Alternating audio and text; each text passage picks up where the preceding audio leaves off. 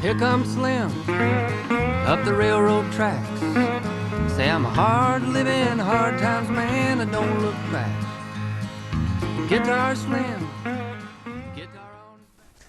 Mr. Revels, I want to thank you for coming in this afternoon to contribute your thoughts and perspectives to our series on the city's history as we undertake this Community Voices project. Thanks very much for coming in and sharing your time with us. Thanks for inviting me. Pleasure to have you here. Let me, just to get us rolling here this afternoon, as I mentioned before we turned on the tape today, our focus is largely on the city's history. That's really where we're taking our look.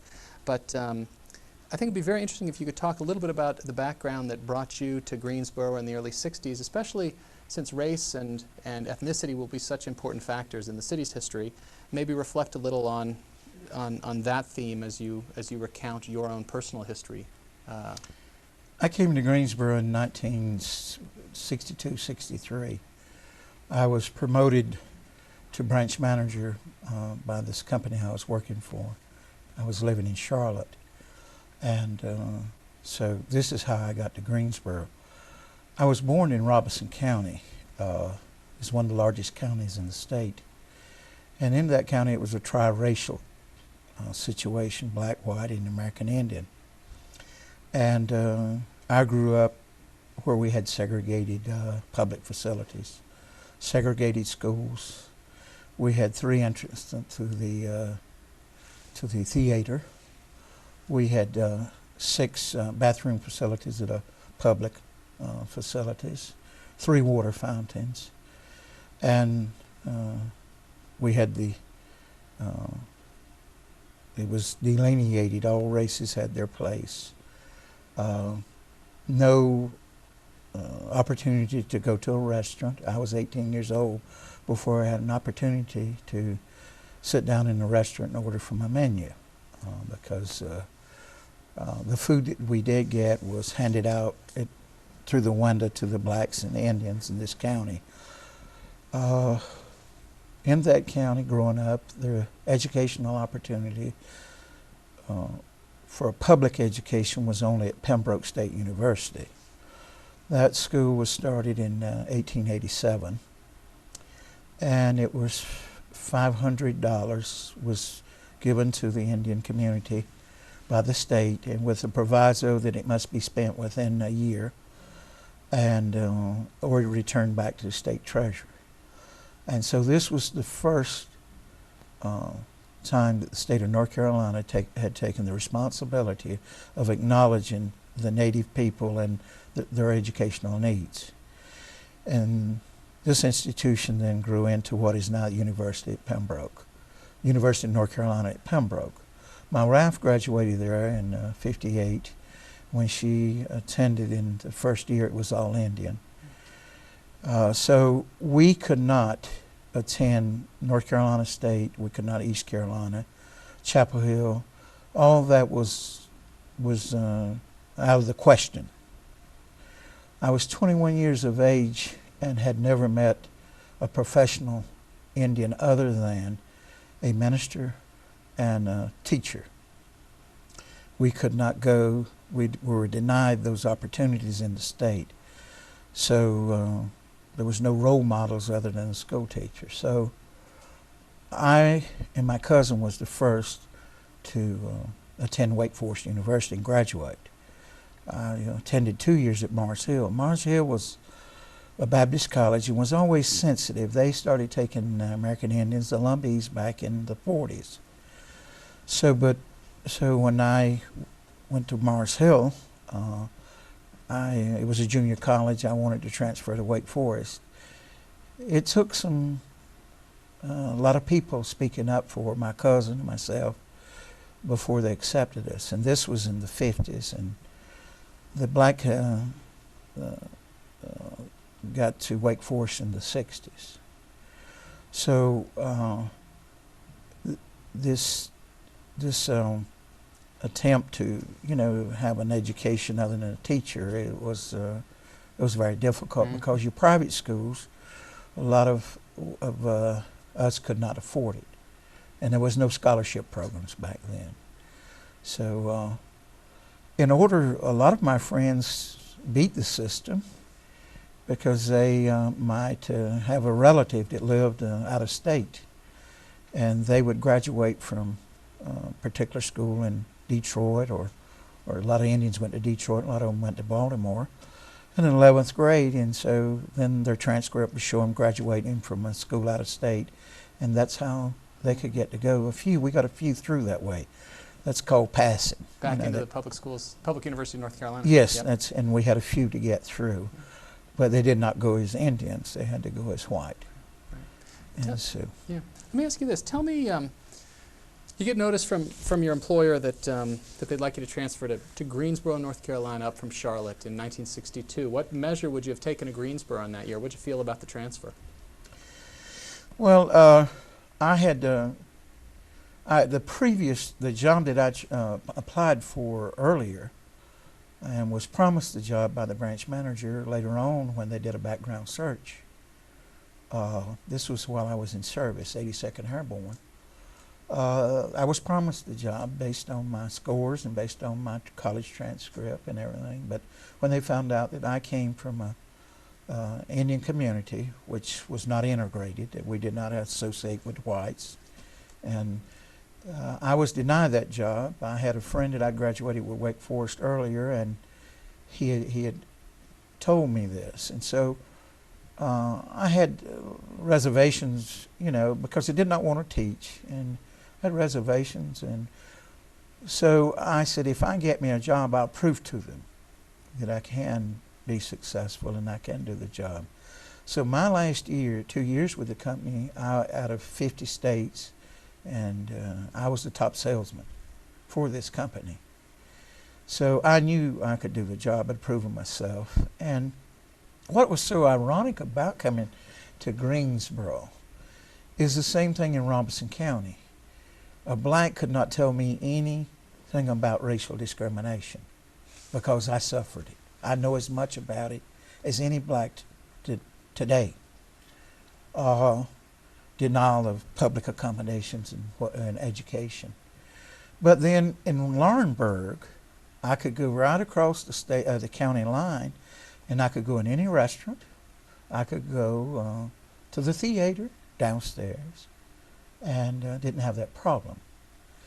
So when I went to Charlotte and got in the labor force, I guess at times people did not notice. I've been taken for Greek, and I guess I got an international face. So I was not. I had proven myself in the private sector, in the business sector. I was promoted one of the fastest of any employee of that company, and it was based on my skills and based on my initiative. So I did not have any reservations about coming to Greensboro on my part. How'd you make the choice of where you would find a place to live for your family as you surveyed the neighborhoods and the landscape of Greensboro in the early 60s? When I was in 82nd Airborne, I had a trailer because in Pembroke there was no homes to rent. And I commuted back and forth from Pembroke to Fort Bragg. So I moved to Charlotte, and I had this trailer. And my employer, after a year, says, don't sell it because we're looking at you to move to Greensboro. Or you'll be moving somewhere because we see great potential. And so when I moved here, I found a secluded trailer park where there was only 6 trailers. Then when I started looking around, quite frankly, when I decided to choose the location, I chose it based on, by that time I had decided to go in business for myself. And I chose the location nearest to Interstate 85 so it could get me to High Point the quickest. And so that was the area, was southwest Greensboro, that I chose. Recall for me the sense you took of Greensboro as you spent your first several years here. 1963 is a tumultuous year of civil rights protest. More people in the streets of Greensboro than in any southern city except Birmingham in '63. What do you recall of that period? Well, when I came to Greensboro, quite frankly, I was trying to live out the American dream. I think Jerry Bledsoe came over and did he was a writer for the Greensboro Daily News, and he wanted to interview me. And I said, Jerry, I don't want to talk to you. And he said, why? I says, you writers in Greensboro Daily News at that time make us look stupid. I says, when you feature us, it's the negatives. And I was, trying to do the American dream. And so he says, I want to show another side. So he presented it. I was a Wake Forest graduate, and that I had my own business, and I had the 2 color TVs and the 2 cars and all. And we talked about some of the things. And so I was, at that time, trying to, as they say, the American dream, and to live it out, fulfill it. And so I had not gotten caught up at that time. I hadn't joined a civic club because I lived in Greensboro and worked in High Point. But I had been involved in coaching underprivileged kids. I coached baseball and football. That was my way of giving back. And also it gave me an opportunity, since I was self-employed. I was gone a lot from my family, my son, and this gave me an opportunity to be with him. Mm-hmm. And so, but I did not have a sponsor. I went out and begged money, and we organized teams, and it was called the Glenwood Indians. That was the name. Mm-hmm. So I wasn't initially coming in, so I wasn't caught up into any of that, mm-hmm. The protest or any of that mm-hmm. particular time. Mm-hmm. It was only after I started seeing some things that caused me concern. Tell me about these sorts of things that began. Well, one of the things was when my daughter came home and she was crying, and the kids had been teasing her, saying she was other, and said, you're classified as another. This is at elementary school? In elementary school. So what had happened, the teacher asked the kids, all the black kids, to raise their hand, all the white kids to raise their hand. And she could not get her count right. So she says, stand up. She counted again, and she was off by two students. And so she says, wanted to know who was the wise guys, and she was going to deal with them severely. It was not funny. So my daughter, sitting there, first grader, eased her hand up and said, but Miss, you did not call American Indian. And that time she looked at her record book and says, oh, you're listed as other. And kids can be real cruel.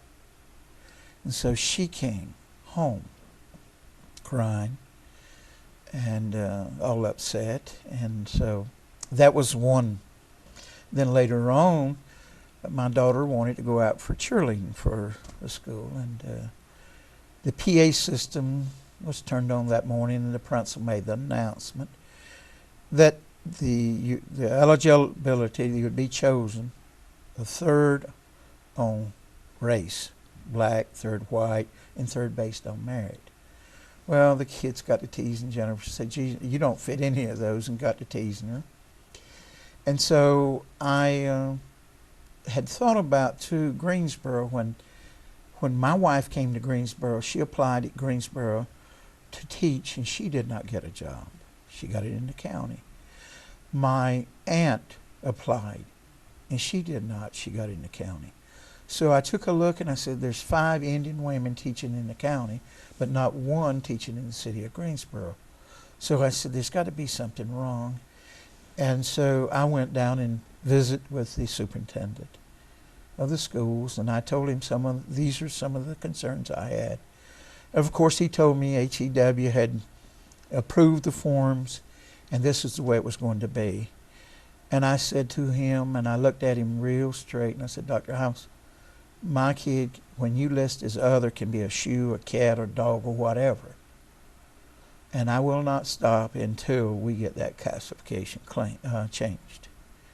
And so that was some of the things that I started seeing. Mm-hmm. In the public sector, I was able to make it. And But then again, I got to see in some of these things. Right.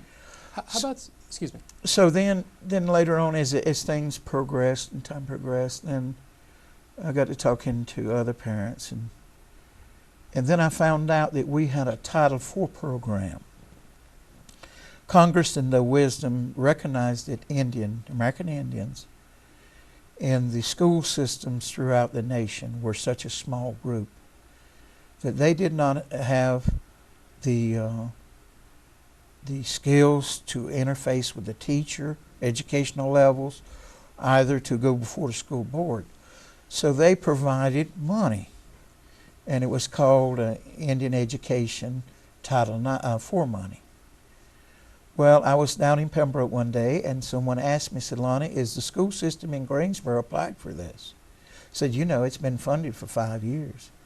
So I came back and asked him, I said, look, this is a program that is designed for American Indians, and it's a relationship between the Indian community and the school system.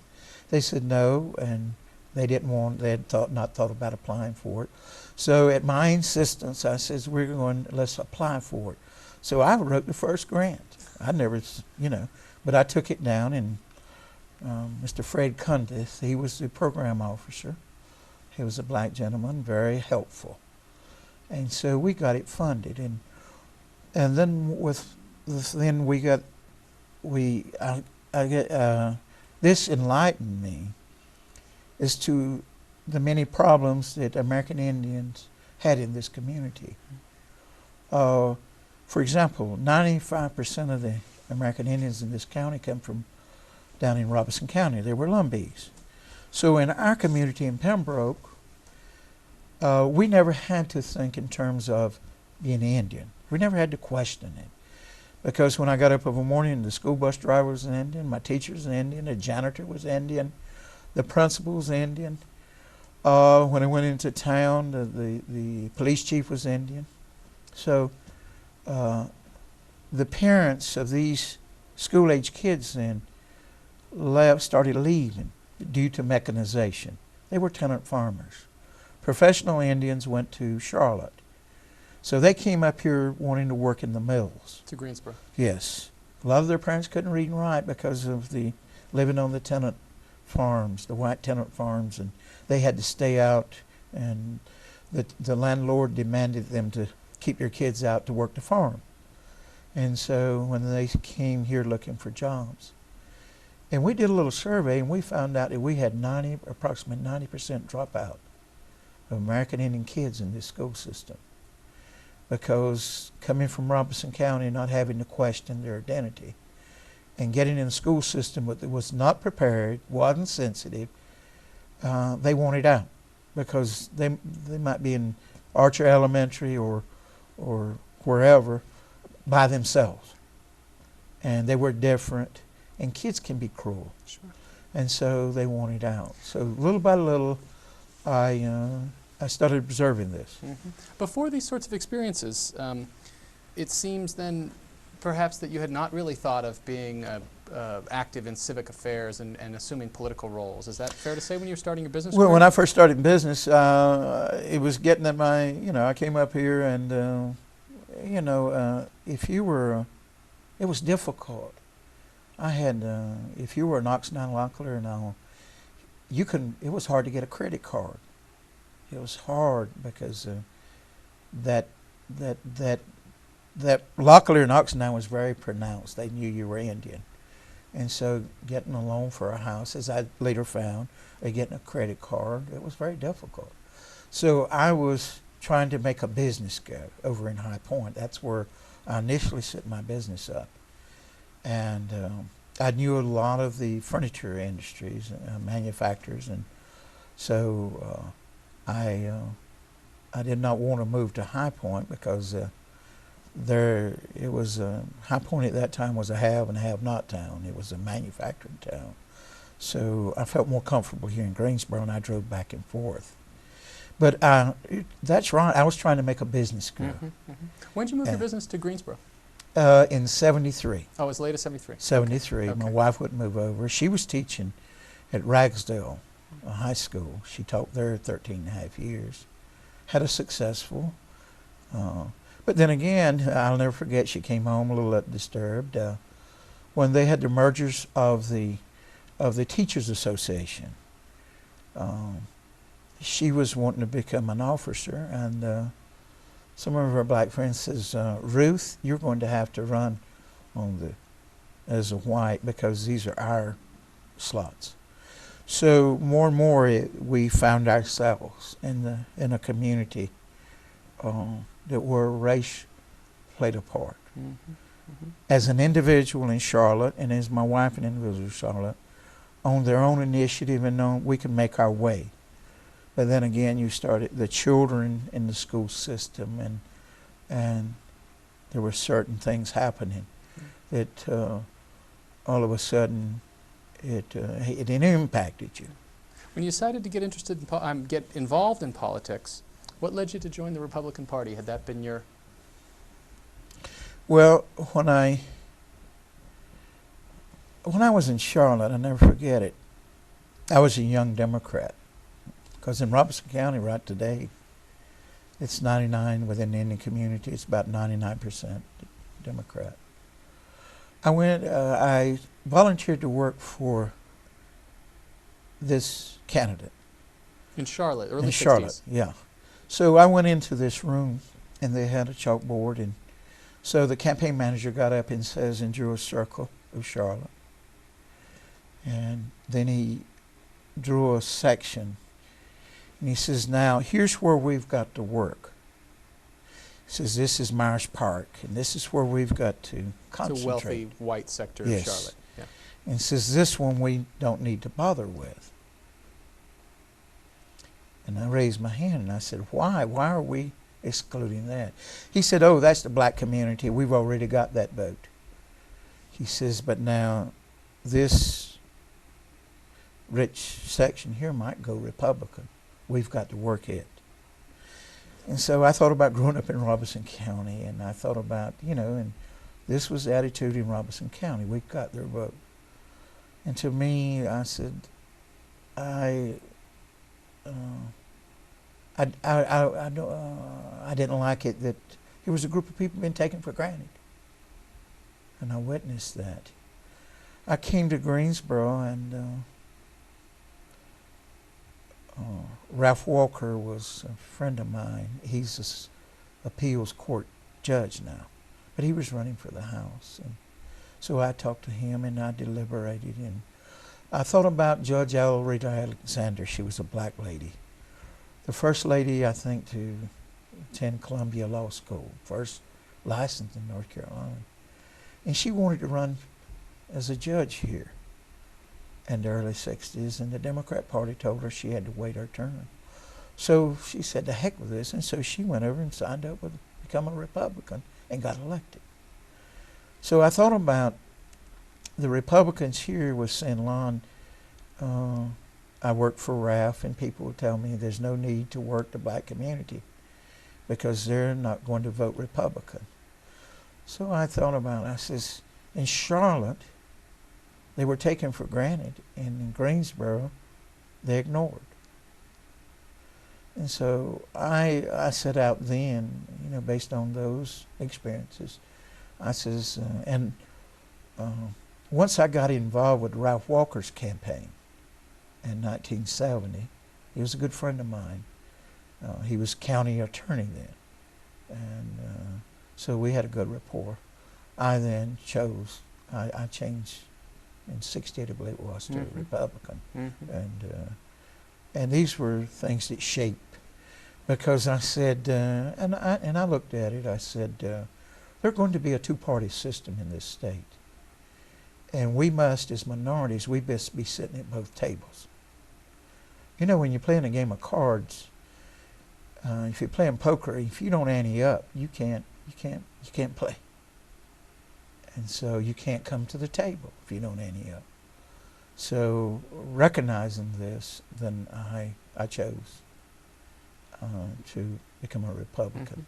Tell me what, you're first becoming involved in local politics, Guilford County Republican Party and so forth. What sense did you have of the men, and back then they were essentially all men, in official roles anyway, who were calling the shots for Greensboro? Calling the shots for Greensboro back then was a business community called it, and once again, if you go back and look at a map, I think someone said at one time, the leadership at Greensboro, if you dropped a bomb on it, it'd wipe in one block. It would wipe out the elected officials. And if you look at that earlier, where was that block? It was the north section of town. And, Irving Park? Irving Park, you know. And you see, when I got elected to city council, I was the first person in 52 years to represent a southwest Greensboro. They never had a. And although when I got elected, it was voting about 85 to 90% white. So, but they never had any representation. So I joined the group that worked real hard. Dr. Simpkins and Saul Jacobs and several of us worked hard to bring about a district system. So, because we saw the inequities. Having lived in southwest Greensboro, it was very obvious with the school funding. Once I got involved with the PTA, I was PTA president at Smith High School. And I saw the inequities. And see, that's, as you move around, you started seeing how the funding was not fairly, shared fairly with the city and everything. So I joined this organization that we fought for about 10 years, I guess it was, to bring about a district system. I'll ask you a few questions about that to be sure down the road. That's a very important part and leads to your service on city council and so forth. Let me jump in, if you'll excuse me, with just a few other questions here. I want to draw you out a little bit more on local politics in these years. Greensboro has to struggle with the school desegregation issue in the late 60s, especially early 70s actually. And it's obviously a very tough one for the city to handle. Within Republican political circles in Greensboro, how, in light of the tension surrounding that issue, what was it like for a young businessman like yourself, a Lumbee Indian, trying to find your way in this party that had, as its figurehead, Richard Nixon, who was anything but a fan of progressive racial politics? Well, let me correct you there on that. Nixon, if you would sit down and talk to nonpartisan Republicans and Democrats across this nation, would tell you that the programs that was initiated by Nixon was the most progressive of any president. You know, his inaugural address, he said about our American Indians, we can do better and we must do better. So that is, a lot of people do not remember that. But programs under his administration was initiated was those programs that helped us start addressing some of our needs. There was money made available. So to us, we never based on his. Carter was not not sensitive to us. We had a group, and this is on national politics, and you bring this up. We had a group that was doing the reversal of the Trail of Tears and wanted to meet with him. And he refused to meet, but at the same time, he was telling the Russians how to treat their people. But we could not get an audience with him, the American Indian people. So I was a candidate in '72 when Richard Nixon came to Greensboro. For the North Carolina House, I'll point out. Yes, I was North Carolina House. I was very supportive of Governor Holshouser. Governor Holshouser grew up in the mountains. And his racial stance was, he was a moderate. And I worked for him. Jim Gardner was a candidate, and he came from down east. And of course, their philosophy was different. And so I worked hard as a candidate, and also worked hard for Governor Holshouser and his candidacy. And today, and this is how you got to look at it, he was the first governor He went into the Lumbee community when he was a candidate and asked for their support. He got 30-some% of the vote. And today, what's so ironic, if you go into the old-timers down there now, and if Holshouser had run, he would carry the Indian community in Robeson County. They'll tell you he was more progressive, more fair with them than any governors. Most of the governors, once again, it's a continuation. They take the minority vote for granted. I think you've seen that in the House now. You've seen some of the coalition between the blacks and the Republicans. And I witnessed that in Charlotte because I was there in 70, and when I went there in 60, and got involved. So there's a lot of times, that we, and I say to all, we must look at the candidate, the man or woman, because there's two individuals right now as well respected in the Indian community was the programs that Nixon and Holshouser initiated. And quite frankly, I had an opportunity as a Republican to meet with the governor and sensitize him about our issues and all. Had we not been at the table, we could not have, How did Greensboro voters, the election in '72 for the North Carolina House seat was a close one. You lost in a recount by just 27 votes. Yes. Reflect on your sense of what was motivating local voters in that race. I think in '72, and what that might tell us about Greensboro. Yeah, in Greensboro, I found in Greensboro as a candidate in '72 as a Republican, I led the voting in High Point as a Republican. Of course, I ran a business over there, and my campaign there was, and there is a feeling between High Point and Greensboro that Greensboro is always trying to dictate to High Point. So I ran as a small businessman, and of course, knowing that would a High Point businessman, and they came out and voted for me. I was at that time to really address myself as an American Indian. If you look at a lot of my graphics, it had the feather, and a lot of the young people that worked in me, they had the headbands, Revels, they'd make them. And we had a low budget campaign because I was an unknown. No one was going to put any money behind me. And so, but I brought in a lot of young people to my campaign. I appealed to them. And so my son, what was 12 years old, Jennifer was 10, and she would get her friends to go with me on Saturday to campaign. And they would braid their hair because we were trying to be different, because we didn't have the money to buy ads. And they'd wear moccasins, and we'd have bells on, the moccasins. We'd go around shopping centers, and they'd say, "Oh, that's the Rebels gang." So that's what we called them. So I was, at that particular time, we'd come through a period, and it was, I found at that time it was, I did not have any difficulty identifying myself as an American Indian. Seemingly it was a plus at that particular time for some reason. And so I found out it was a strength, and so I used it. And of course, working with the black community for the district system, I was always endorsed by the black community. Well, I want to ask on that point.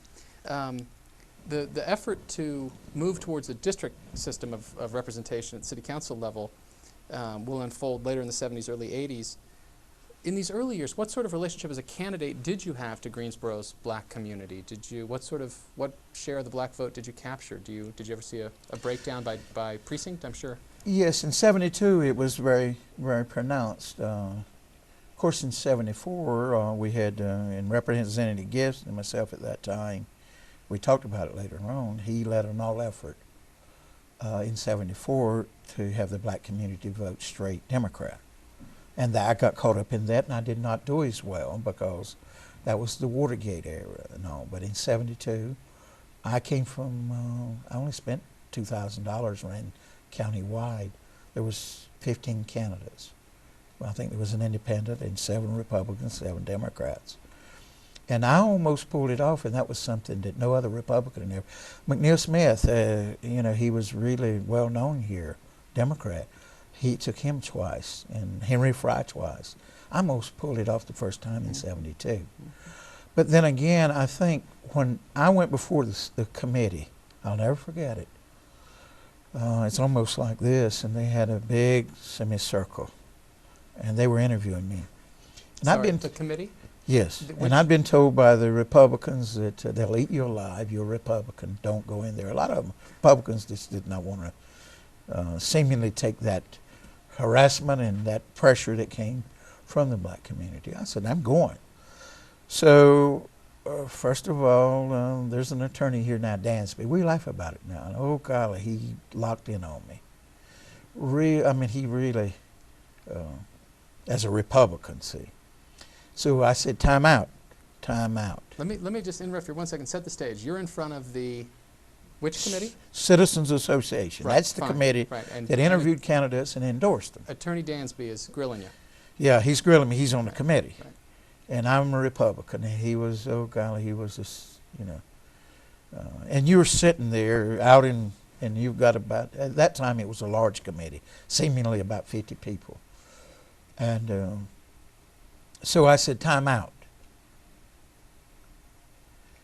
And I says, Representative Henry Fry is the only candidate.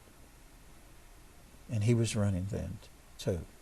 He's a pure court judge now, Supreme Court judge. But he was a candidate. And I said, he's the only one. I said, there is an Indian prayer that says, Great Spirit, grant me the power not to criticize thy neighbor until I walk in his moccasin. I said, outside of Henry Fry, I'm the only candidate that's walked a mile in your moccasins. And I related the story of upstairs, inadequate schools that I attended. And I started talking, and I said, by the way, how many of you have ever looked down the gun barrel of a Klansman and they've looked down yours? I said, raise your hand. Not one of them could do it. I said, I have. And then that changed. And then we started talking about the issues and everything. And so every time I ever ran, I was endorsed by them because, and then my experience with getting the district system into the city, I worked closely with Dr. Simpkins and the black leadership, so they knew me. And so every time that I ever ran again, I was always endorsed by them. Tell me about the story of your being drawn up into the effort to move to a district system of city council election. Well, as living in southwest Greensboro, I saw the inequities in the schools. I saw them in the parks, our inadequate parks. It was obvious. And then every 2 years, we had people coming from Northwest, the elected official, or we had new ones coming over to southwest Greensboro.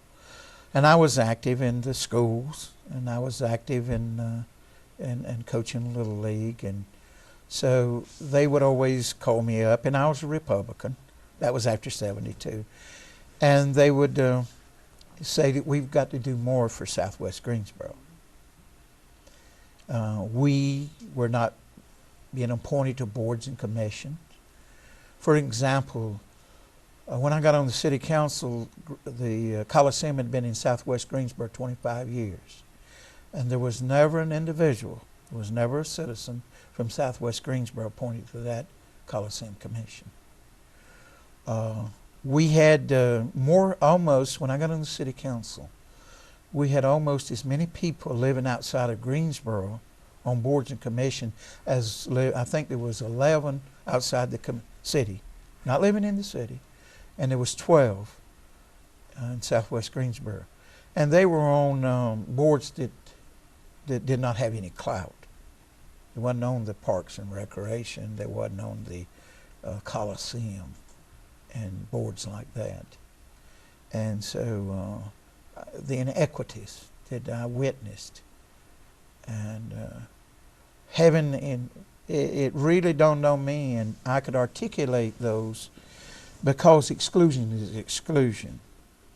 Southwest Greensboro was because of economics. Growing up was because of race, but it was the same. I mean, if you left out, then you left out.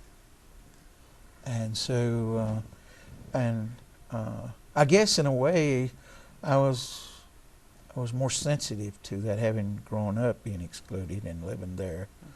And so I was probably more involved in any individual in Southwest Greensboro at that time in the movement, in networking with other people in the community to bring about that change. Mm-hmm. Tell me about your race for the City Council in 1981. In 81, I had I had 72 and 74, and then Come so close. 27 and 107. I had a habit every time I'd go in a room, I'd count, and I'd say, if I had this many people, I said I could have been the first American Indian representing the General Assembly.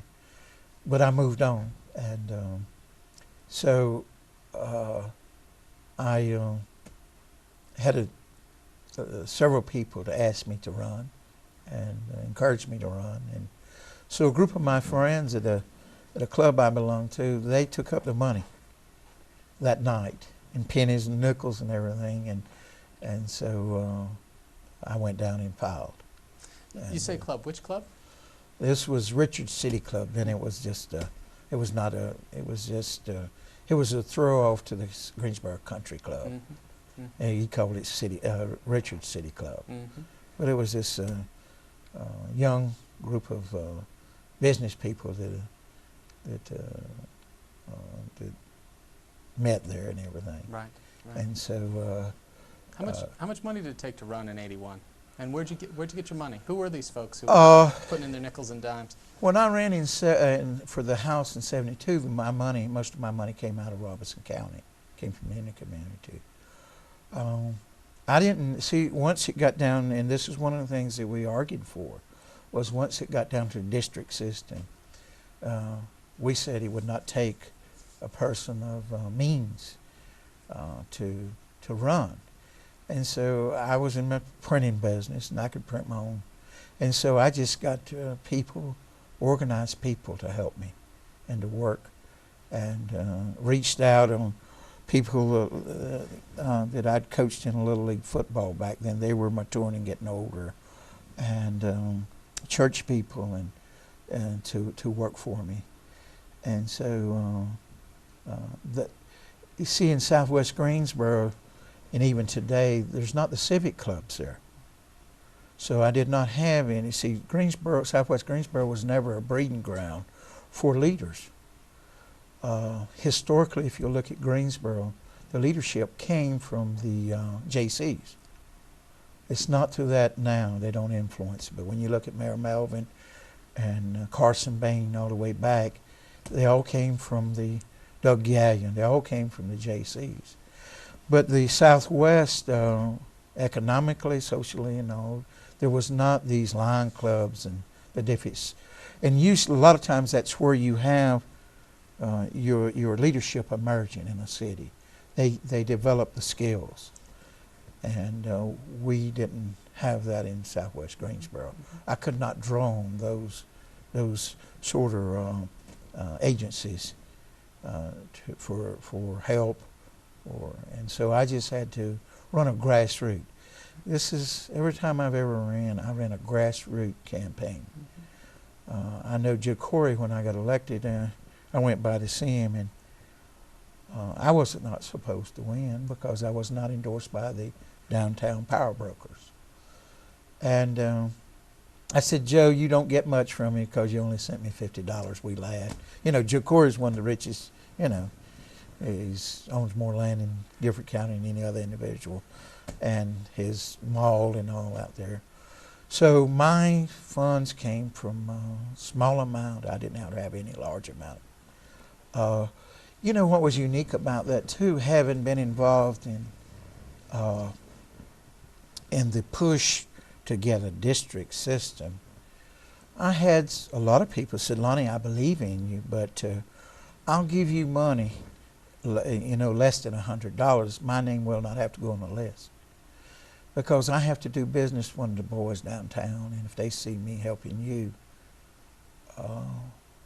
it will cause me some problems. Who are these boys downtown in the around 1980-81? In your view, and give me a sketch of the folks you think were really most influential. Oh, it's all you got to do is look at Development Corporation and the Chamber of Commerce, and there it is. Any first among equals in your sense? Anybody really most influential among that circle? Well, Melvin was very influential, and and it's no secret. Initially, the city council was not in favor of the district. We had several elections and several. It was put on the ballot, but it was not. They wasn't sincere about it, and it was only, when they wanted to annex Guilford College area and bring in about 14,000, and most of those were white, that the NAACP threatened a suit.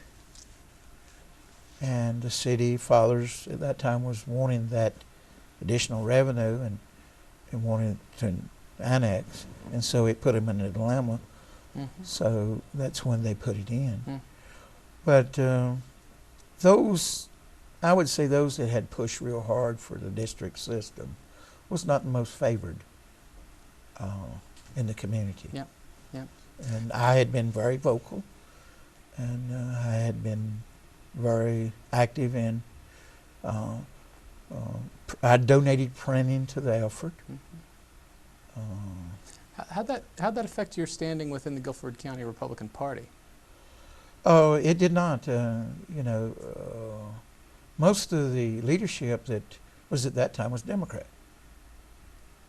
So the Republican Party, we did not specifically on the district system question. Oh, it didn't. Because you got to remember, I was in '68. I was part of. We didn't have any elected officials back then, and so the Democrat Party was very strong here. Right. And if you look at the elected officials, they were Democrats. Mm-hmm. Sure.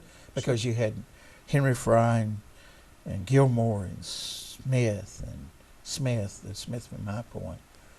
They were heavyweights. I mean, they were representing the corporate interest at that time. So we did not have, we had three, during the 60s, we had the county commissioners for a period of time, but that was it. Mm-hmm. That was until I came on the scene and really organized young people, and got I was told at that time I'd probably never get a credit for it, but my enthusiastic campaign, and I brought a lot of young people in and recruited, and a lot of them changed to Republicans. Bill Phones told me one time, says, your campaign stimulated the Republican Party, gave it positive visibility. And so I never did come under any scrutiny or threats from the Republican Party, because it was a Democrat. Everybody when I was on the city council and got elected, I was the only Republican on there at that time. Right. So this city was not a Republican stronghold. Today it's 50-50 sure. or more. I want to ask about that transition and your Sure. Sure. It's been 45 minutes. Do you want to take a short break? No, I'm okay. No, I'm doing fine. Okay. Thanks, Carol. Yeah. Thank you. I welcome. I just don't want you to feel like you're... Well, this goes to a salesman talking for a living. I found out a lot of times your tongue does not get what do you call them in your hands? Blisters and calluses. My dad used to tease me. He got on me about I talked so much. I said, Dad, you were a farmer, and I said, you got callus in your hands, and I said, I never get calluses talking. Please let me know at any point if you Okay, sure. Okay. Can you give me a sketch of Jim Melvin? What do people know to really, what do people need to know to really understand Jim Melvin's tenure as mayor and a power broker in Greensboro? You're asking me. I don't know whether I would want to touch that or not. Okay. Can I go off camera right now? I'm sorry? Can I go off camera right now, or Well, you know? And I tell you the reason, you know, Yeah. because I know the reason why. Yeah. And You want to give a public an assessment that you were happy to be on the public record? no, Okay.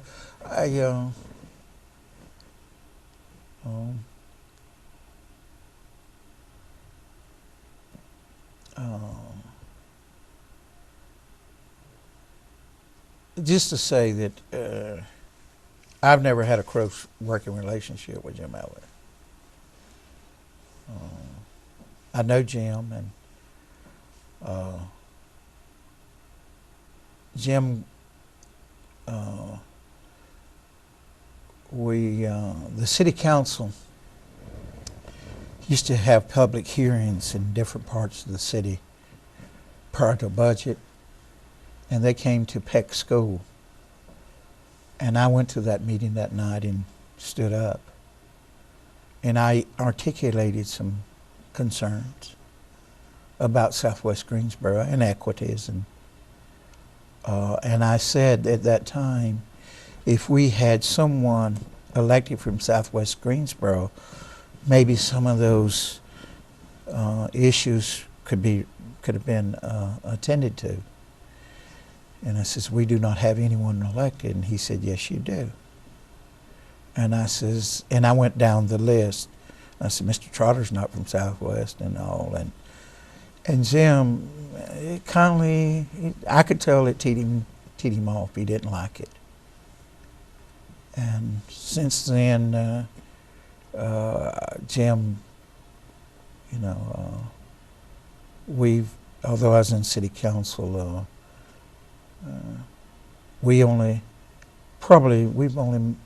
had a meeting about when we were trying to get the garment trade to come here, and he came and made a presentation to us, and also invited Katie Dorsett, Earl Jones, and myself. We were three newly elected, and he wanted to get our endorsement for that effort. Minority members of the Yes, council. yeah, and we just got elected. Yeah. And he invited us to his office and asked for support, the city's support, to bring that from Charlotte. And that's the only time that I've ever met formally with Jim in the city. What were your ambitions in '83, newly elected to the city council? What were you hoping to do, and who might have been prospective allies in your efforts? You mentioned Mr. Well, I Jones. knew going in, that those council people, the council that was on the council, the old members were not going to be that sensitive in being to work with. I'll never forget. The mayor had the morning after election had coffee and donuts at City Hall, and later on I asked Katie Dorsett and I asked Earl Jones. We were newly elected. I said, did anyone talk to you in there from Doe Council? They said no, and they gave us the cold shoulder. So I had to get on the council, and I'd been in politics, you see, because I'd run a campaign in a partisan way. And so I looked around and I said, I've got to have some friends, and I've got to find them for my agenda. And I found that Joni Bowie's district had 80 people on the city council, on boards and commission. District that I represented, District 5, as I said earlier, only had 12. We should have, based on the number of appointees, if it was adequately, appointments was fairly made, we should have had about 33 or 34 from each district. Well, District 1, and that was the black community, they were well, but the District 2 of the black community was not. But Southwest Greensboro, predominantly white, it had the least amount of representation on the city council. So one of the points that I made in running was, see, I made a transition. It was easy to me to make the transition and articulate being left out. If you look back then, most of the busing that was done was between the poor whites, not poor, well, the blue collar and the black community. See, Page and Grimsley wasn't doing the riding, the bus riding. It was Smith High School, which at that time, as I pointed out, is my district, was voting about 85 to 90% white. But yet it was highly integrated. So I changed from being an ethnic issue to a socio-economic issue, that we've been left out. And I articulated that issue. And whereas my opponent, he had served on he was one of the few from Southwest to be on the Chamber of Commerce. He had over the years, he'd been appointed to a lot of boards. And so if I were to say it then, he was the establishment's candidate. And I had one of his friends that told me, he said, Lonnie, the reason I voted for you, now, your opponent is a good friend of mine. But I knew that if he got elected, he'd go up there and he'd be saying, he would go along. But he says, I knew you'd fight for us. I knew you'd stand up and fight for us. And that's what we needed from Southwest Greensboro. So once again, not to be redundant, I took the issues growing up to being excluded because of race. All of a sudden I could articulate it to this community saying, hey, your socioeconomics. And then also I says, we've got more in common to work with the black community because they're left out too. I said, historically we've voted the same way as the northwest section of town. But what has it gotten you? And so this is the message that I took to the community and everything. And so only won by 10 votes. 10 votes, first time. God, it was close. But you were in there. I was in. Yeah. I could, the mayor won by several thousand, but when I pushed that button, it meant the same as his. Tell me about some of your early experiences on the city council and your effort maybe to build these new alliances around economic politics with with the minority community and specifically with minority members of the board, Jones and Dorsett. And then we had Ms. Bardoff. Ms. Bardoff was white. She was up in her 60s or 70s at that time. And she retired from Bennett College. So you would call her a liberal. And then you had Kirkpatrick there. Kirkpatrick was on the council. He was mayor pro tem. He came from Northwest Greensboro, but he always got the black endorsement. So all of a sudden you looked at there and there was 9. And you say, so if I were working and trying to working with a coalition with Katie and Earl and Dorothy, that's 4. So then that put 5 over there. So occasionally we could get Kirkpatrick to vote. Or we were so aggressive on our issues. We were very aggressive at that time. And I told Katie, and we talk about it now, it's frightening to some of the things we took on. We were nativity or whatever. That we took on this, to undo a lot of the things that the good old boy network had put in place. And that does not bode well, that does not make your business prosperous. Because that's who controls the business community too. But we took on the issues. We put the MWBE program in. We put the MWBE? Minority Women Business Enterprise. Mm-hmm. We put that program in place with a good faith effort that, up until 78, a white woman had never even had a contract with the city of Greensboro. And so we started putting in place a more equitable funding throughout the city. Do you realize, you don't realize what a battle I had to get a outdoor restroom in my side of town at Trotter Park. There was a group over in Page High School was wanting to upgrade the lighting system where they could hit the tennis ball better. And we were asking for an outdoor restroom. The city staff came in at that time recommending eliminating the outdoor bathroom and spending the money. And boy, you ought to read the article about it. Taft Warback wrote about it and said my name ought to be on it. But then again, what I said was, I couldn't believe it. I could not believe, because children go to parks, and you cannot program them when to go to them. And Mayor Forbes at that time says, well, then we need to put outdoor Johnny houses on the golf course. I said, no, adults play, and they know when they need to go. But children, you don't.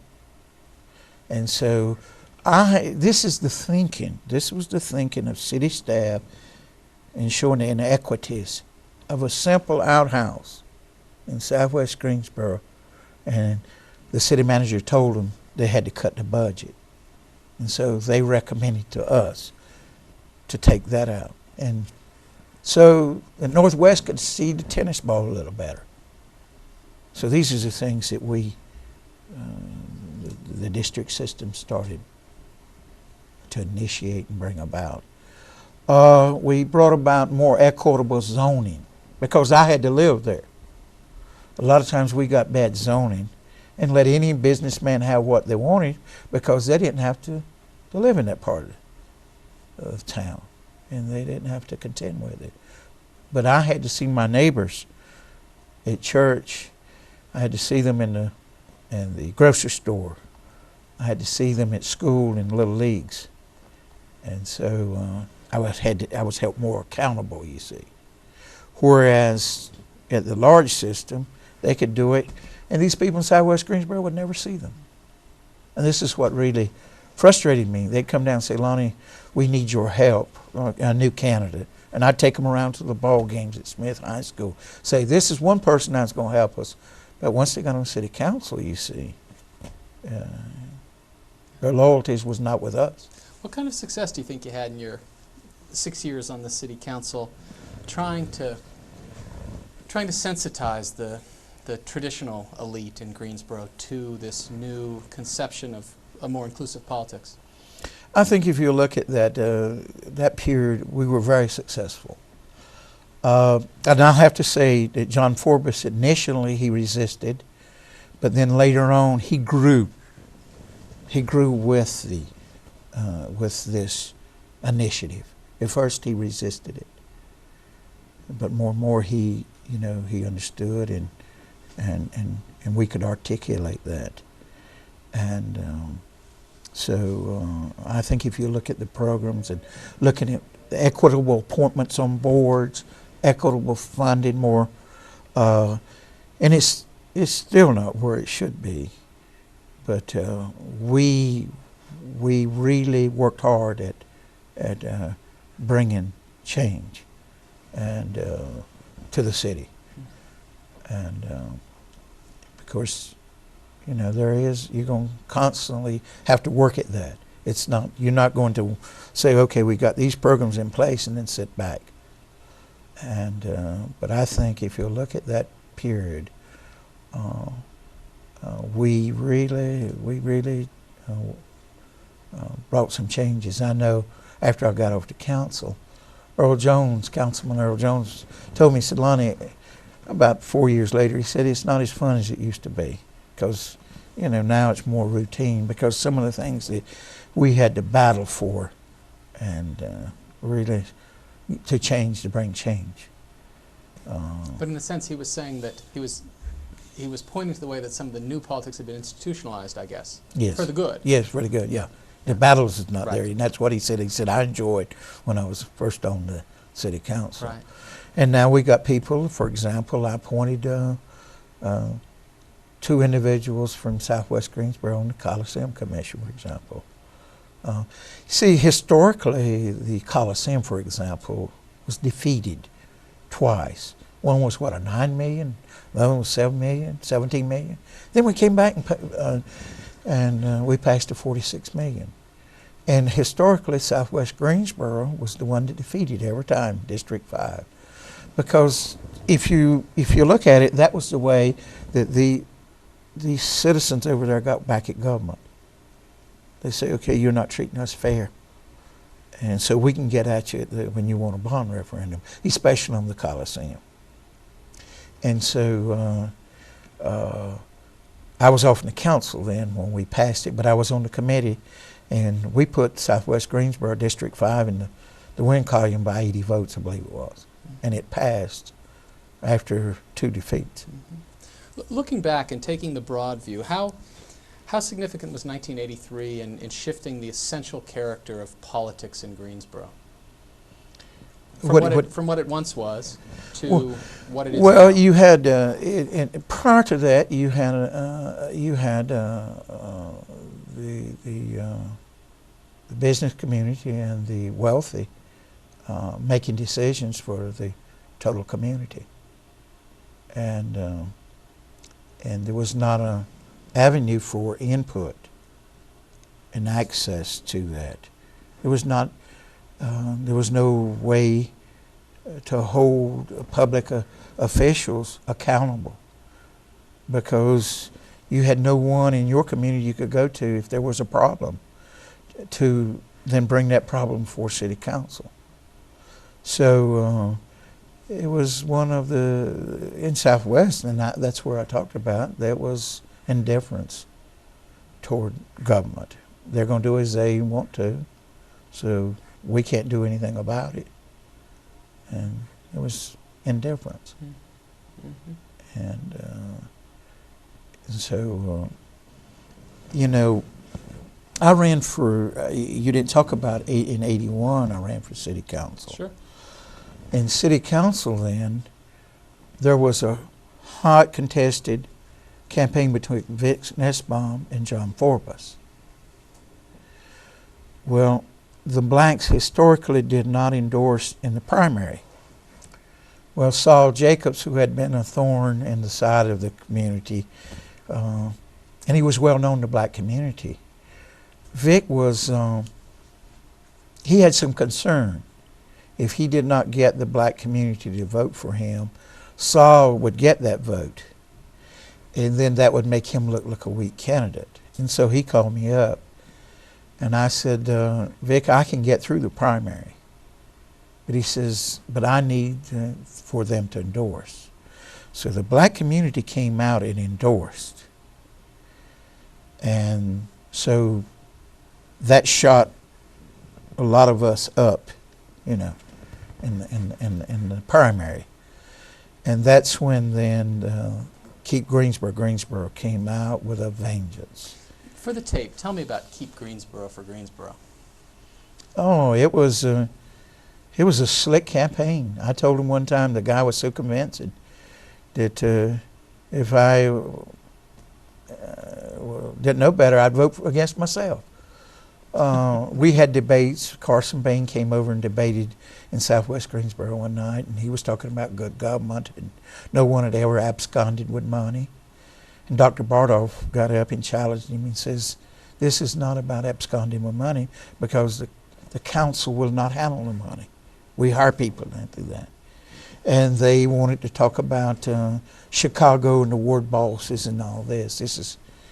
But we got a weak former mayor and weak and strong city manager. So all those issues that they tried to put in, but it scared. It was a racial. They made it a racial issue, and spent thousands of dollars on the TV and radio and all. And so I missed being elected by 100 votes. Let me ask you about that group. How much in your assessment How much of the motivation was race and how much of the motivation was class or wealth interests at play in 81 in that episode? Well, there was whisper campaign that the niggers was going to take over City Hall, if we went with this, because the black endorsed. See, the black endorsed historically, and they hadn't done it since in the primary. That was not, but he prevailed upon them to do it.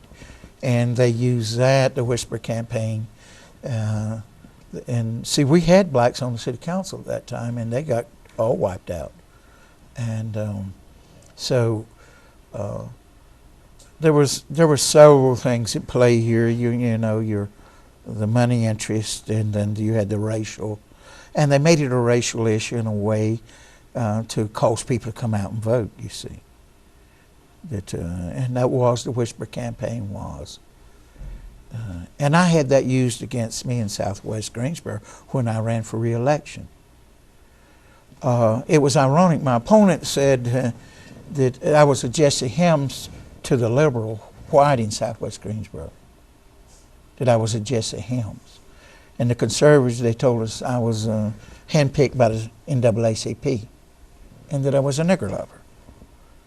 And my opponent during that time, see, the first time I slipped up on them, you know, and so, but they never did, my opponent on re-election never did talk about my voting record. That was not. They put this letter out. And my campaign workers were so irritated about that, they went before the Human Relations Commission after that election and asked them to ask candidates to never use race. But it was a letter put out, and I thought we'd gotten above that, and you know, but it was put out and said that I was a handpicked tool of Southeast NAACP, and this was a majority white district, and I was a minority. I was more interested than them, THEM, underline, than us, underline, and that was a racial, and they sent the letter out, and. Because you got a lot of whites in that district, and you had a lot of blue collar, and they were appealing to the racial. But I got about, I think it was 60-some% for re-election against that opponent at that time. So race did not, it broke, the community did not fall for that, but it was used in my campaign. But the whisper campaign was that I was a nigger lover, because I had work with the black community and on some initiatives, and some of the candidates that ran after that we endorsed along with the black community and worked. And so in 81 was a bad mark against Greensboro for that campaign.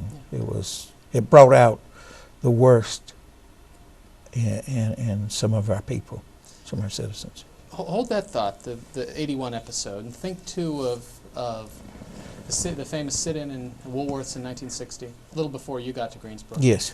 The shooting at A&T in 69, the way Greensboro navigated busing and desegregation in the early 70s. The 81 episode, and on from there. Greensboro City Fathers, Chamber of Commerce, so forth, the public story that's told about race relations in Greensboro is that Greensboro has charted a rather progressive path, at least in relative terms, against most other cities in North Carolina, certainly most other cities in the South. Fair assessment, or one that's too optimistic? I think it was optimistic, because when you look at the district system, that was giving power up. Some of these other things did not give power up. But when the power was threatened, it brought out the worst.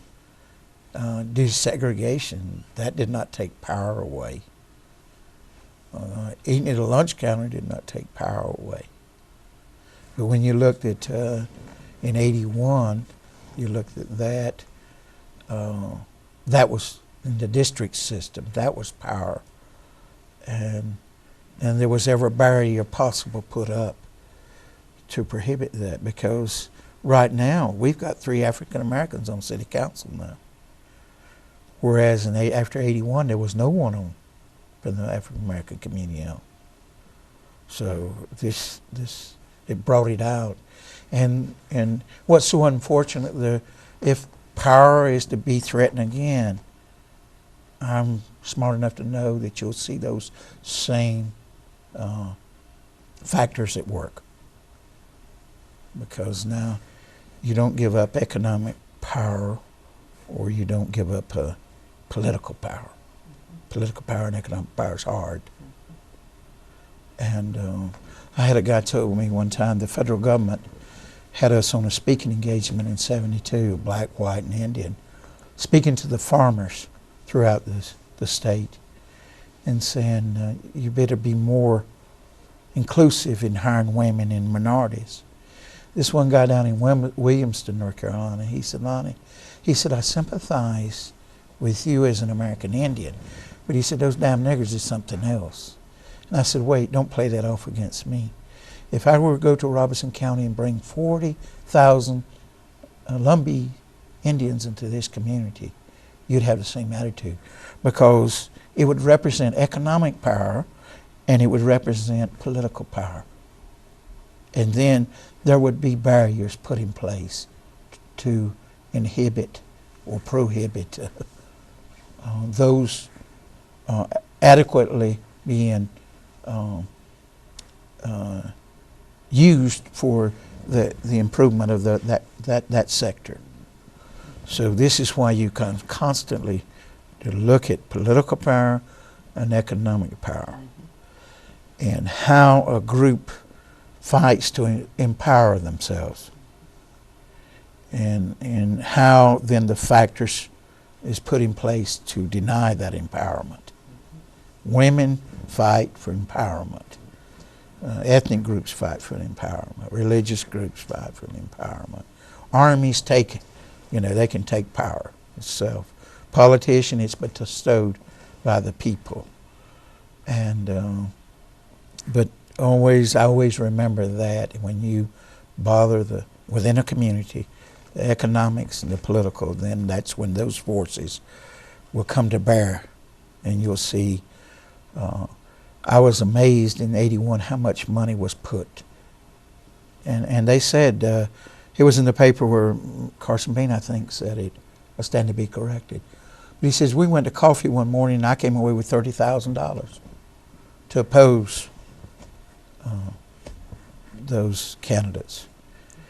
Now, what was ironic, Katie Dorsett was elected out of that group. I was elected. Joe Woods was elected to county commissioner.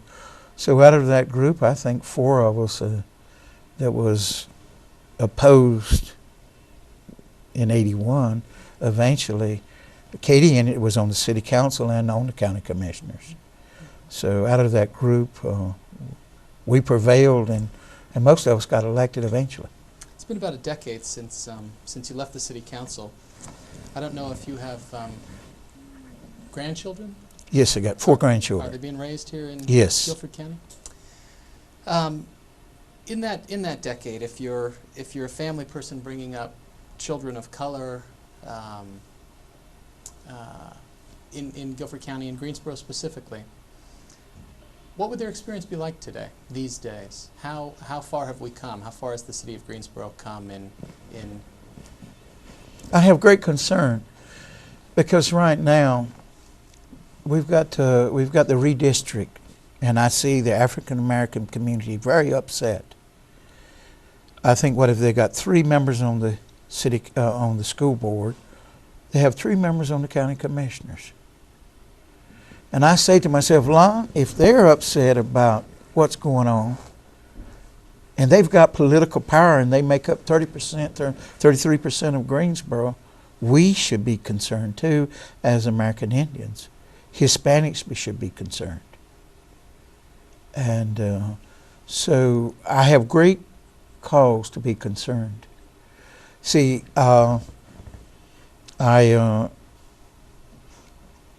my kids graduated, you say, okay, I don't have any interest or I don't follow it, the school system. Now I'm following it because I've got one grandchild in Greensboro Day because her mother chose to leave it, the system. I've got a grandson in the school system.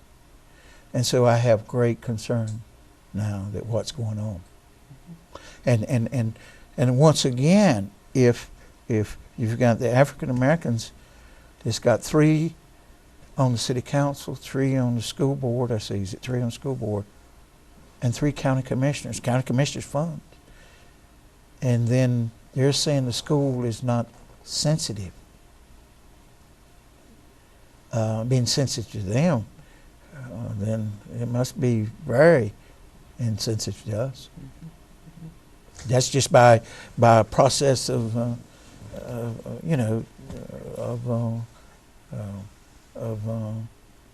good thinking, Let me take your thinking in a different direction now and ask you to put on your business person's hat and think about the economic history of Greensboro across the last 20, 30 years. The industrial base that used to be in place here, 50s and 60s, textiles especially, tobacco, manufacturing, some furniture, down at High Point certainly, still is down there obviously. Considerably more diversified, and we've also seen the passage away from the era of the traditional family-built, family-owned and controlled large industrial enterprise to modes of corporate ownership. Lots more new faces in the area here to work in these businesses, in these industries.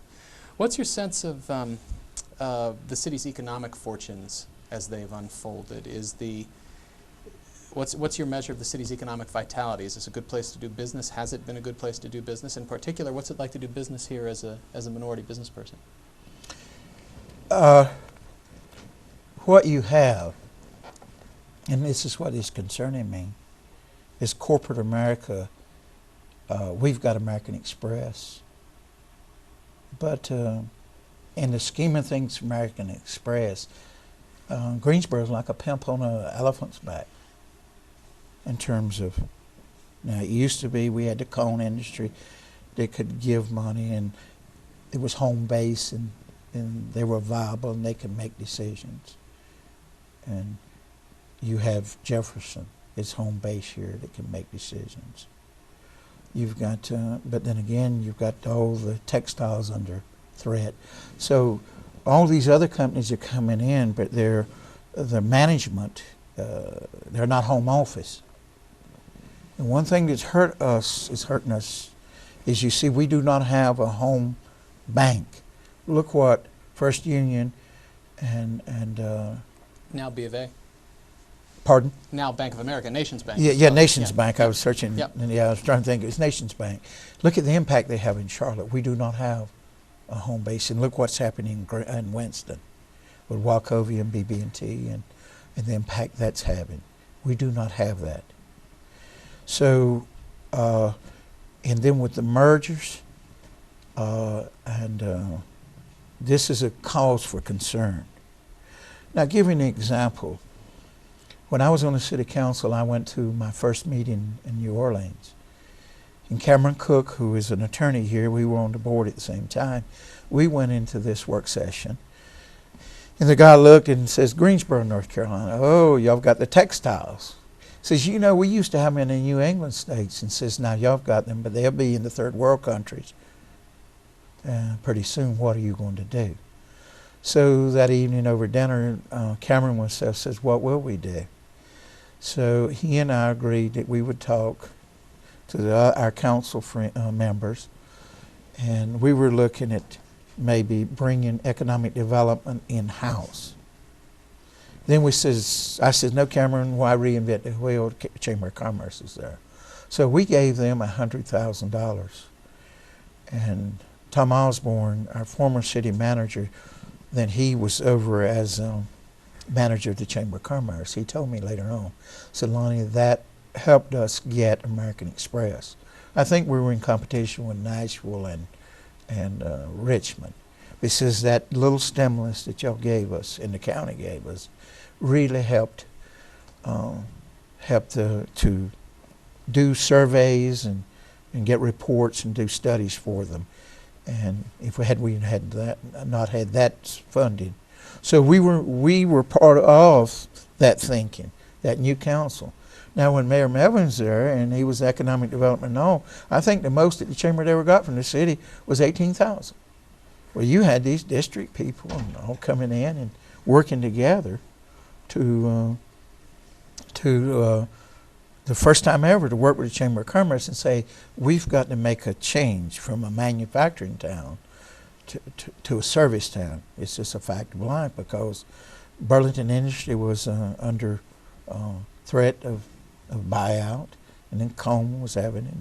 And so that's when this council that I served on was the one that started making that transition to look at the economic vitality of this community.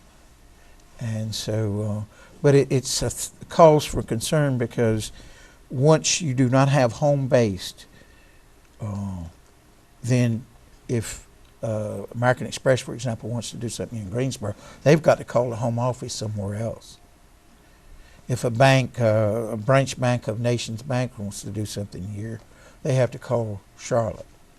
Whereas in Charlotte, they said, okay, we want to put so many million into arts. We want to put it in Parks and Rec. They've got that. We do not. Greensboro's hurting. We're hurting for water. We don't have a natural river. Greensboro should have never even been developed as a city because we have to build dams and block the water up. So there is a great concern now for me to will Greensboro become a bedroom community? Why should Burlington and why should other cities help us get water? Why should they relax the rule in, let's say, inter-basin transfer? Because if we get it, then we're competing against them for industry. And so the Random Dam now is causing us some concern. And I was on the council. Of course, this goes back to the 30s that we talked about it. Mm-hmm. So there's great concern about the economic vitality of this community and the forces that we need to bring to bear to ensure its future. How much was the downtown revitalization effort in front of the council in your years? Oh, we talked about it, and we spent some money on it. But really, you know, when you talk about downtown development, one of the things that I think the downtown development must do, they must assess themselves some money to go along with the taxpayers. I had a long talk with Joe Corey at one time about that. He said, Lonnie, and Joe had the Four Seasons Mall and the complex out there. He says, I build my own streets. I hire my own security people. I dispose of my waste myself. And the taxpayers is not paying for it. I spend my money. Why then should I spend money to help downtown if they're not willing to help themselves? And he had a good point in my estimation. But so revitalization of downtown, you know, when I was on the city council, I found out that you could not live and you wanted to have people downtown, but you could not have a business below and a residential, you know, and it was stupid to me, you know. How you going to get people downtown if you don't have a place for them to stay? We endorsed, when I was on the city council, we endorsed a block at Jefferson, renovating and put those apartments. We put some money in that, the city did, city council did. So we were very progressive in the council because we put money for the Chamber of Commerce, which heretofore hadn't. We helped revitalize a block downtown, apartment complex. So I think a lot of people looked at it as our agenda would have been a liberal agenda that it was a giving away, a giveaway program type council. And if you look at it, we were trying to balance it, give a balance. And we had bond referendums for roads, and it was passed and everything. So the economic, when I came on council, that was one of our main concerns, is the economic viability. We did not, and I always said, we don't want to send our kids to MIT, Harvard, or Duke, and then export them to Charlotte somewhere. And I always saw my role as part of the city council as ensuring economic vitality of this community. We should not export our young people to any other community. And that's what my thinking was when I was on city council, is to make sure that we had in place water, road system, the airport, and supported schools, and whatever. We have to have a balance. You've mentioned Joe Khoury several times. Can you talk a little bit about the relative political influence of developers like Khoury and others in Greensboro across your span of political activity, and what you think the impact of that influence has been? Well, if you look at Mr. Price, it was the founder of Jefferson Pilot. They had a big impact. The Cones had an impact. But I think as time goes by, you will see the initiative of Joe Khoury will have more of a lasting impact than any other individual on this community. I had the opportunity to deal with Joe quite closely, and I got to watch him. He was a man of vision. Probably it was unreal, the vision that we would sit and talk for a year, 2 years. Joe was looking 10, 20 years down. And when you look at the impact that he brought to the community, for example, you see the Downtown Development Corporation, the Chamber, wanted to put a convention center downtown. That got him in bad way because he led the effort to defeat it. Because he said, eventually I'm going to build it, and it will be on the tax book, and it will not be subsidized by taxpayers. And no one can really appreciate the impact of that convention center that it has for Greensboro. How many thousands of people come to the city every year because of that convention, because of the mall. You go out there on a Sunday afternoon and you'll find people from Asheboro, Danville, Martinsville coming spending money. And we get a percentage of that tax that they spend. If you look at his housing, he's got apartment complexes after complexes. And one thing that when Adams Farm was developed, we had a company to come in, buy up the land, then sell it off, parcel it out, and leave. Well, we had the roads and the sewer and all that. Joe never did speculate on a piece of property. He always developed it. And he did not leave it for the taxpayer to come behind and clean up. He never did, and he never built outside the city limits of Greensboro. He says, I believe in spending my money. Other companies, builders in this company, went everywhere else. But he says, I believe in building Greensboro. So if you look at his effort and his money, and Joe, and later, Joe could have went to the beach or the mountains and forgot about it. He had enough money. But he says, I believe in Greensboro. I love Greensboro. And so then you're looking at $1 billion at Grandover. That impact and what it'll have on this community for years to come is unmeasurable. And so I think if we look at the history of Greensboro from beginning to now, his impact and his legacy will last longer because of the what he put in place. He built houses for people to stay in. He had 3,000. He gave people jobs. He had 3,000 people. He was the largest landowner, the biggest taxpayer in the county, and he never did take that out of the city. He always kept it here, and so I was very impressed with him. And the 4 years that I got to work close with him, it meant a lot because I could see a man that was a visionary. He was way ahead of most of us in his thinking Mm. and in his planning. Let me ask you about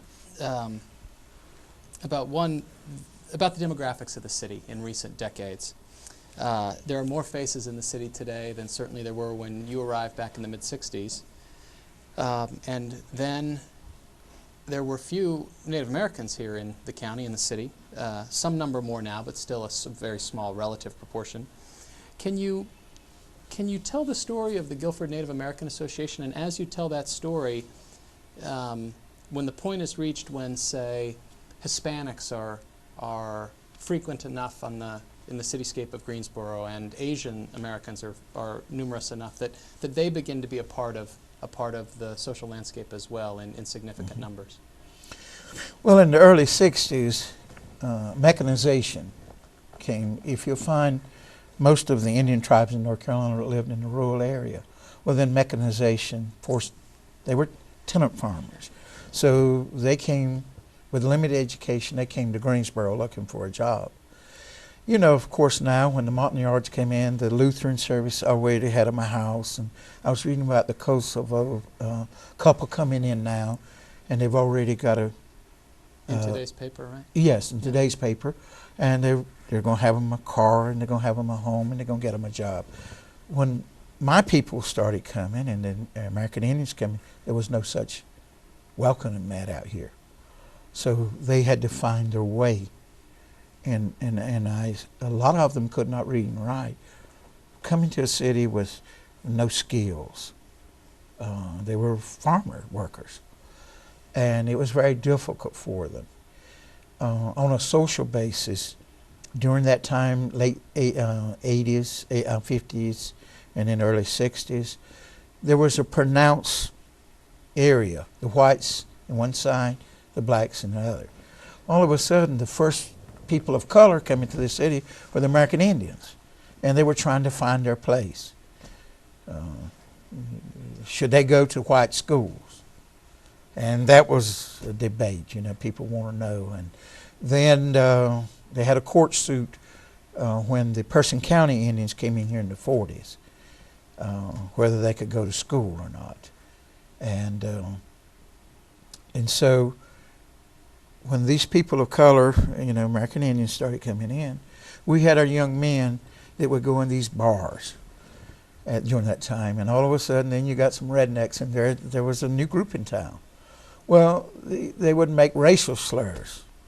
Well, these Indian boys could handle themselves because they were construction workers, and they were not any weak sisters. And I don't ever find it where they won the battles.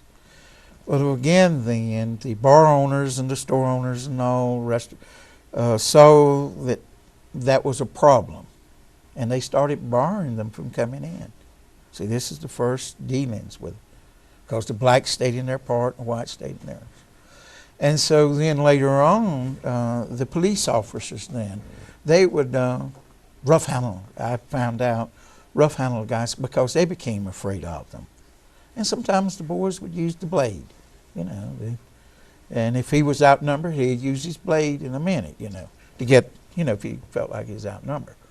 And so that was a stereotype. Those Indians are mean, this and this. And so when I moved in here, I was confronted with that. And, but of course, you go to Robeson County, you go to Lumberton, predominantly white town, and they never had any troubles with the Indians arresting them. They would go if they committed a crime.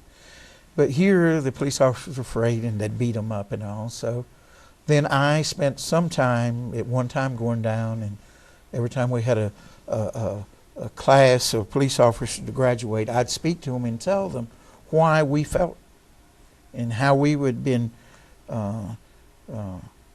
prejudiced and biased toward us in Robeson County, and how those young men brought that to the city. And for livelihood down there and for survival, they had to put up with a lot of that. But coming to the city where they were out putting roofs on a house and they had a job and all, they were not going to tolerate it anymore. They didn't have to. Their livelihood didn't depend on it. And so I had to work and sensitize them about. And then now you've watched Hispanics. I read about where They have problems now. They drink and don't understanding the laws and everything else. And so, but the first group that had to make that transition was the American Indian in this community. You didn't have the Arabs coming in. You didn't have the Hispanics. You did not have the East Indians. We were the first people, and so we bore the brunt of that transition in the 50s and early 60s. And tell me about your programs with the Greensboro, the Guilford Native Americans Association. so what we decided to do, I looked at it and I said, we must have an organizational structure put in place to articulate our needs and to be, I called it a home away from home. That when Indians could come to this city, they could find a place of people who were the same and who had the same, a common history, common cultural background, and common needs. And so I and Jerry Maynard, we organized and got two white people to help us and got the Lutheran. The Lutheran gave us an $8,800 grant. But back then, and what it was to articulate needs. That was our, and one of the things we wanted to work on was the dropout rate of Indian kids in the school system. And I was the first parent chairman of the Indian education program. And so we had a Pat Cavan, who was an ex-teacher, just moved in the community, and she took over as the coordinator of that program. So we had someone in the school system going out in the community. We went over and had the sociology department at UNCG to help us take their class, and we went and found every Indian we could in Greensboro and Guilford County and put it in a database. And we surveyed them and wanted to know their educational background, economic background, the job level, where they were, and all of that. So this gentleman over at the professor over at UNCG was kind enough to use his students and help us put a database together. I'll never forget the first time we went before the city council. We were asking for a JTPA slot of only 9,000, and Governor and Mayor Melvin looked at us and said, "Do you people know how to handle money?" And we weren't asking for 9,000. In essence, he told us to take that and don't come back. And so, but we, when we found it, I was the chair, but I had to give it up. Then my wife was teaching at Ragsdale for 13 and a half years. She resigned, and then she took it over, and she's just retired. Now we've got a gallery in the Cultural Arts Center. We've got a daycare. We've got a job placement program. I think there's 7 programs being run out of that center now. And we also helped organize a church. We've got an Indian church that's 5-year-old now. So we feel like now that we're complete in terms of serving the economic and social needs, and then the church, the religious needs. It's United Methodist, and we've got a Lumbee that is the pastor. And in 5 years, we've got the church, and it's paid for. But the Methodists helped out, and we raised our own money too. But we had to fight the Methodists because they did not think there was enough American Indians. There's too many churches here already, and they did not want to gamble on putting one, and we had to prove to them and that they did not know Indians. See, we got people on our board that lives in Davidson County. On the Guilford Native Board. We've got them live in Winston-Salem and Reedsville. So people will drive together to come together with similar cultural backgrounds. A white person in Greensboro will not drive to Winston-Salem to be on a board, a black, because you've got it here. But when they don't have it, they will drive many miles. And so we've got many people coming from many miles away that historically was not going to church, but in Robeson County went to church. Culturally, socially, economic, they just did not go to white or black church. So part of Guilford Native that was one of our goals. We needed that church. And so it's been very successful. In fact, it's been written up as a role model And my wife has been a lay speaker to other urban churches, other urban areas where they're trying to get churches going. And it's very difficult working with Native people. If you go to larger cities like Minneapolis, when the first group comes from the reservation and they get oriented to the city, it's hard to keep them together. Dr. Johnson from UNCG said you've been masterfully at touching the second and third generation and keeping them involved. And he said, this is something that I've looked at other communities, and they were not as successful as y'all are bringing into. But we've had programs. For example, we have the largest powwow on the East Coast, here in Greensboro, not in Pembroke, where you got 40,000 Indians, not at Cherokee, but here on the East Coast, Southeast Coast, it's here in Greensboro. But it took a lot of hard work and a lot of commitment. And then the political arena helped us because we knew how to work it. Yeah. We knew how to work that political What sort of support for the association for its programs from both the formal institutional structure of the city and from the community more generally? We couldn't ask for a better working relationship. We're the only Indian organization that has a line item in the county commissioner's budget. We've had it in there 20-some years. Republicans take majority, and the committee, and we get the money, and the Republicans, we get it. So we've been, and that's a line item each year comes to our organization. We get money from the United Arts Council. We've got a gallery there and it's one of the most visible galleries in the Cultural Arts Center. And we got a daycare. It's directed toward women head of households. And we only charge, I think the top is $50 because we're smart enough to know a woman with 2 children at $5.15 an hour cannot afford daycare. So we go out and find money, and we're trying to mainstream that lady head of the house. And that's our focus there. We've had contracts for the private sector. Haynes Knitwear, we paid $150,000 for a building off on a contract that Haynes Knitwear allowed us package and build blast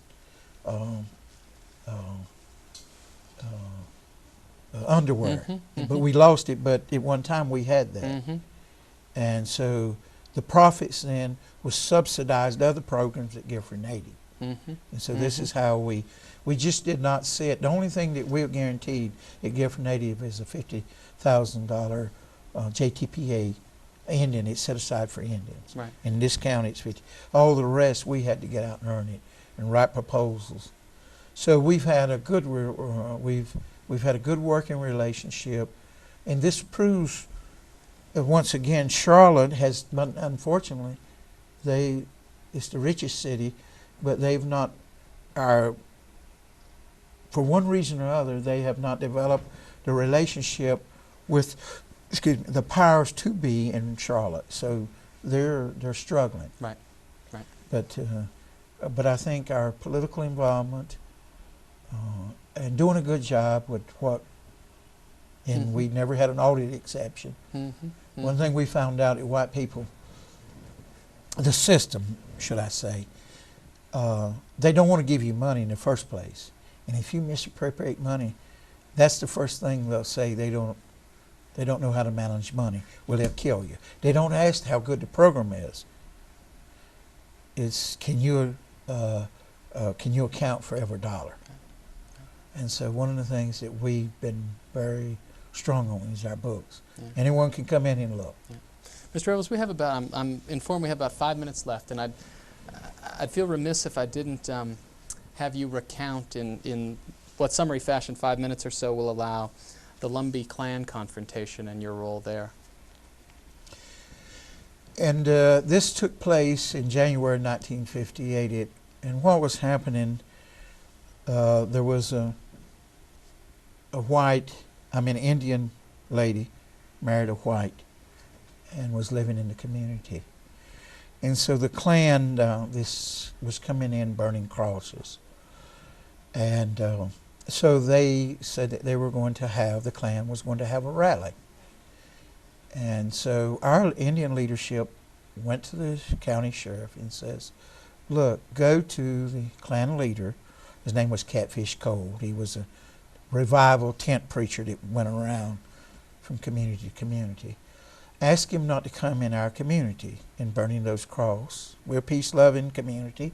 We're not bothering anyone, and we don't want them to come in our community. We are afraid that there will be a confrontation, to be trouble. Well, the sheriff was white, went to visit, and he says, we're coming anyway, we could care less, and those Indians, they're all talk. And so they made an announcement in the paper they were going to have their rally this Saturday night. And so immediately within the Indian community, from all walks of life, this infuriated the leadership, the young boys, the young men, and our elders. And so the ammunition at the hardware, they sold all the guns and pistols and all, because these guys said they were coming if it meant bloodshed.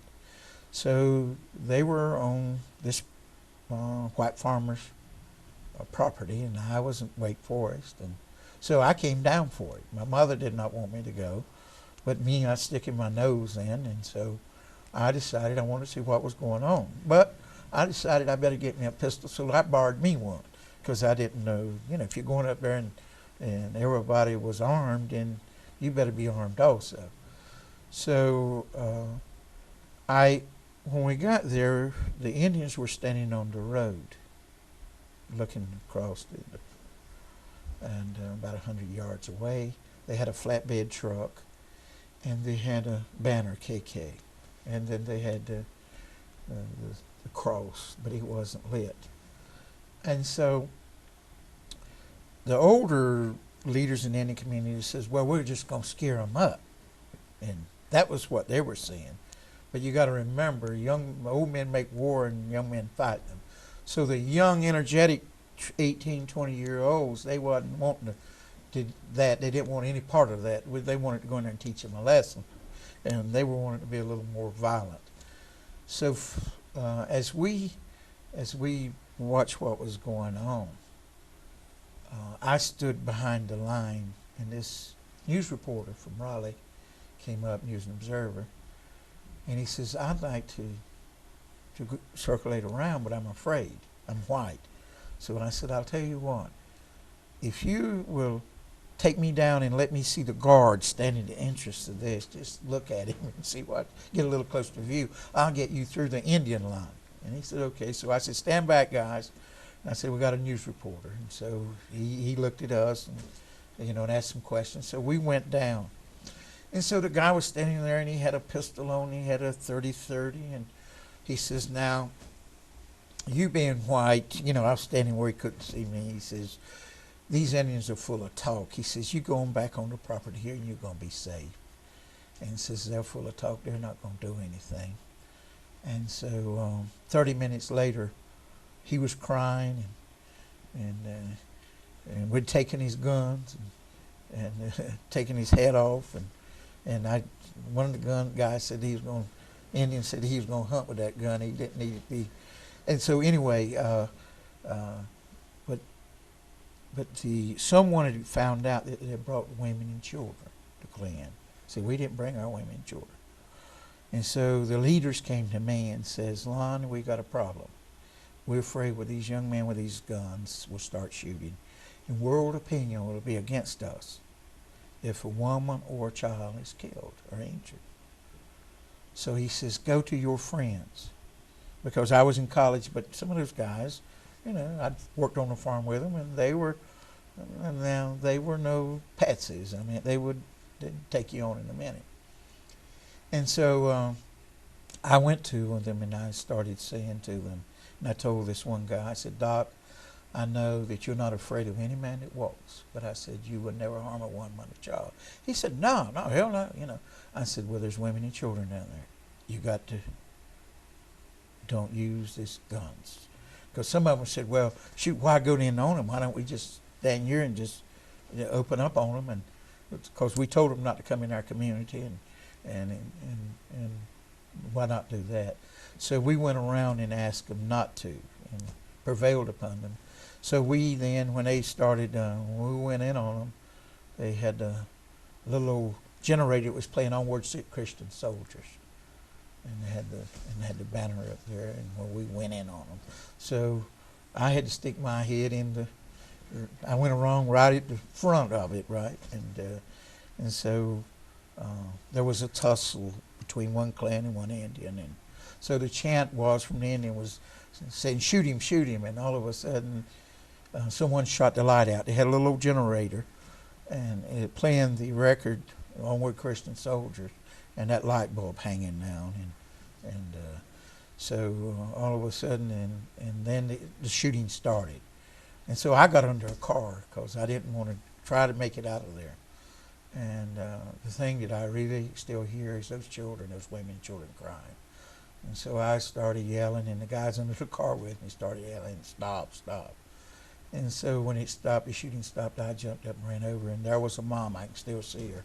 And I think Charlotte Observer got the picture of her in the floorboard of this car over her children, and they were crying and screaming. And I asked myself, what kind of people would bring a child or their women to something like this? But we were fortunate. Only one Indian soldier, he was Sioux, he got shot in the foot.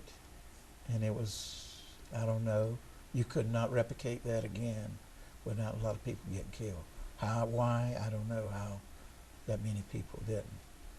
And so after the shooting was over, then the sheriff then came in, and I don't know why he let us they didn't. Now they'd probably call it a National Guard out. But then again, he was up for re-election, and I think some of the leaders told him to let us settle it. And if he didn't, then we wouldn't vote for him or something. I don't know. But the older people, they were deacons in the church. They were in there too, trying to give influence and trying to let it not get out of hand. But the young guys were, they were rambunctious and ready to go. Well, it certainly had its effect, that afternoon. Well, they tell me, see, that was 2 years before the city. We just have 1 minute left. Excuse me. That was 2 years before, but see, and I would have been told by some historians that broke the back. But then in the scheme of things, you don't read about that. But that picture of the guy wrapped himself up in the KK, that picture was published in Russia. It went around the world. And I was told that was the first time that any individuals, in fact, I had a group out of Florida wanting to interview me and put it on, because they grew up in Florida and one grew up in Alabama, and they said, you don't know the danger that y'all took on by taking them on, because we grew up in the South and they were 60-some years old, and says, I remember the lynching, and said, for y'all to take that stand and and right out in the public didn't hide it, that would have never happened in our state. Mr. Revels, I want to thank you so much for coming in this afternoon to talk with us about this great history. Thank you. Thank you so much. Thank you for having me. But all I saw was cruelty and misery and confusion in the vision of my time. In my time, in my time.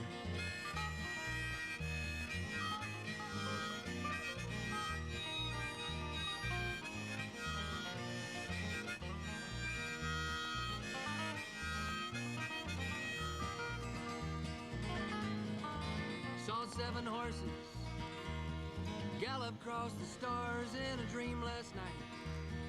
2 were black and 2 were red and 2 were white. One was of a different color still. In my time, in my time.